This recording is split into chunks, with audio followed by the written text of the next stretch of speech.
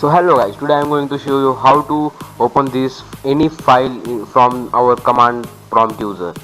So I want to open this logo, means my YouTube channel logo, from command. So I just open the command and just type some codes, means dir.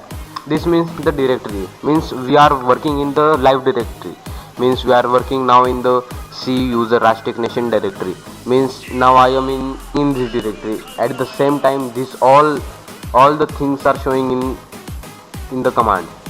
So I wanna go in desktop. So let us type cd and write the first initial letter on anything about, means I will type the tab key. So means here we can get that desktop. So let's enter. So I am now in desktop.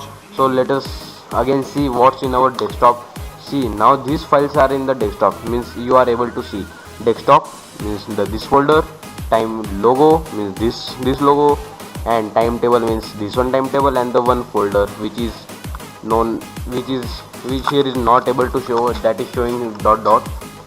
So let us, I want to open the logo. Let's hello and click on the tab key. So here we go and just click enter. So here we go, we got our file open. So here from this you can use the directory, you can locate and dislocate the directory from command. Thanks for watching.